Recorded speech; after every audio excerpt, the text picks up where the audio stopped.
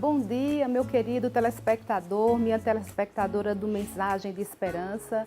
Eu desejo que a bênção de Deus seja sobre a tua vida durante este dia, todos os teus propósitos, todos os teus objetivos sejam alcançados a partir da providência divina. Estamos aqui nesta manhã para fazer um breve comentário acerca de uma das nossas lições bíblicas da Escola Dominical. Durante esse trimestre, nós estamos estudando uma temática bastante importante acerca do caráter do cristão, que tem como subtema o caráter moldado pela palavra de Deus e provado como ouro.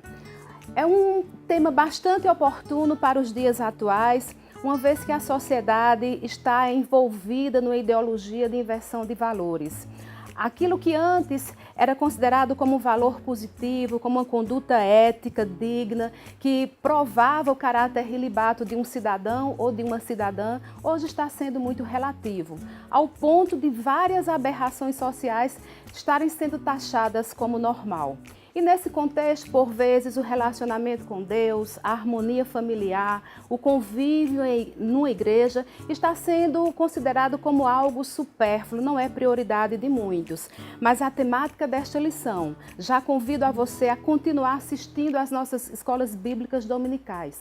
É um momento em que nós temos para refletir acerca do que é uma conduta, um caráter cristão, uma moral ética pautada na palavra de Deus.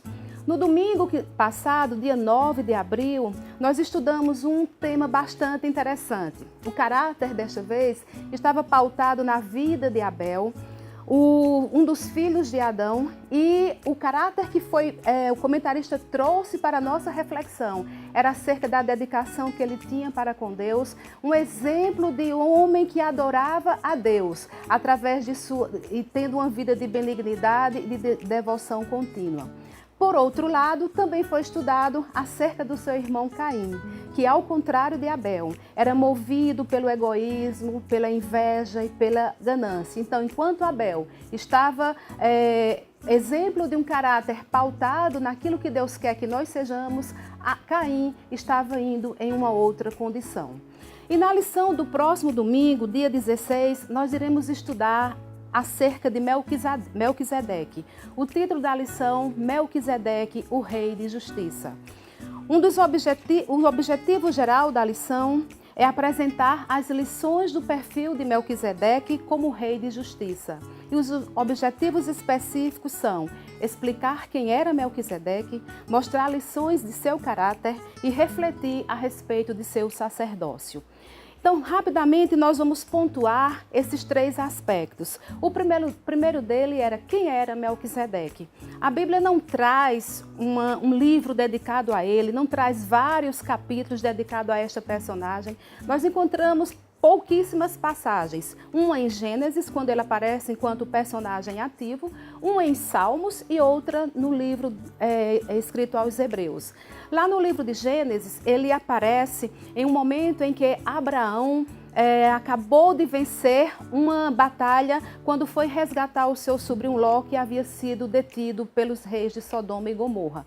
Após essa batalha vencida, aparece Melquisedeque e comunga com Abraão, oferece-lhe pão, oferece-lhe vinho e depois abençoa Abraão, e a Bíblia diz lá em Gênesis, no capítulo 14, que Melquisedeque era rei e sacerdote do Deus Altíssimo. Era rei de Salém, considerada como a cidade de paz, e sacerdote do Deus Altíssimo. Então, neste contexto, Melquisedeque aparece com uma dupla função, a função de rei e a função de sacerdote.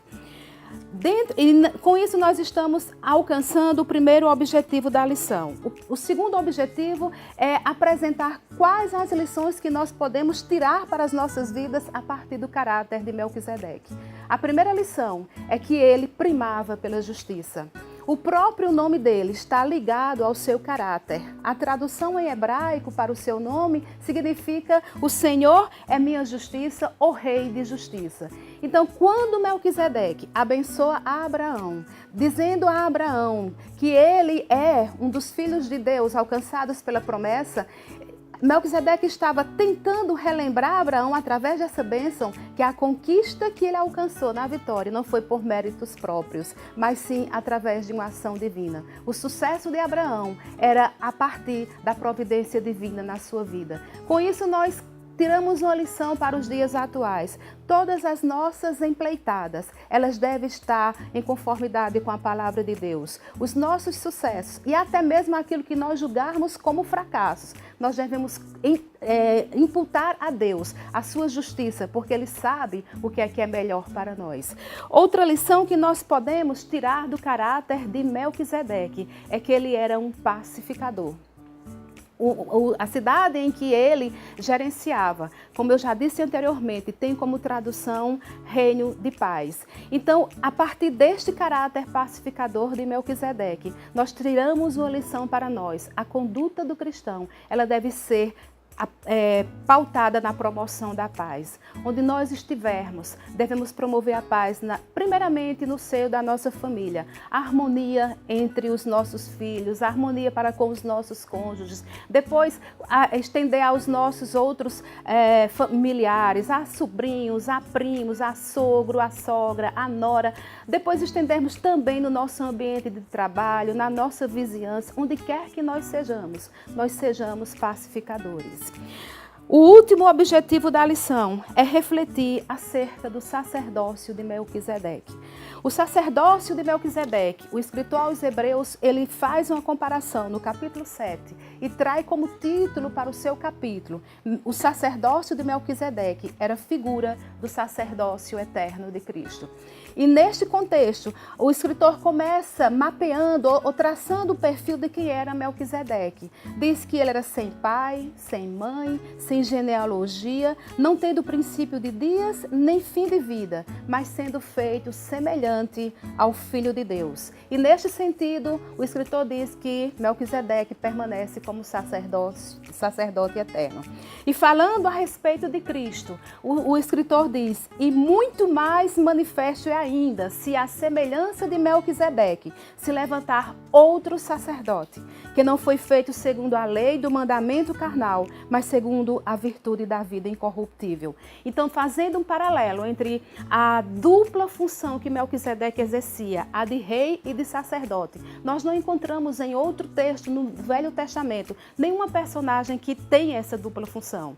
Então, não devemos esquecer que o sacerdote era responsável pela oferta de sacrifícios e o rei pelo governo maior de uma nação. Então, este mundo estava sem sacerdote que nos proporcionasse a redenção eterna junto a Deus, e estava também sem um governo geral até que Jesus Cristo veio. Quando Jesus Cristo veio, ele assumiu essa dupla função, a de sacerdote e a de rei. E a de sacerdote é lindo o que a Bíblia diz a respeito dele. Diz que ele era santo, não tinha mácula, era perfeito, mas ele assumiu a imperfeição da humanidade, assumiu essa função de sacerdote, entregou-se a si mesmo em sacrifício para que a nossa redenção fosse feita junto a Deus. E como rei, até então o mundo vivia sob o jugo do maligno, assim a Bíblia nos assegura. Mas a morte de Cristo e a sua redenção foram as duas ações que Deus encontrou para resgatar o mundo e trazer a nossa libertação total. E a partir daí, nós podemos dizer que todo o poder, todo o reino e todo o domínio é atribuído ao Senhor Jesus Cristo. Assim Ele é o nosso sacerdote, o nosso sumo sacerdote e o nosso rei. A partir deste domingo, eu convido você a frequentar uma das nossas escolas bíblicas dominicais e estarmos aprendendo um pouco mais acerca dessa personagem que, a exemplo do Senhor Jesus Cristo, trouxe lições de vida para nós, para que nós sejamos justos, sejamos pacificadores e tributamos a Deus a honra e a glória que Ele é devida.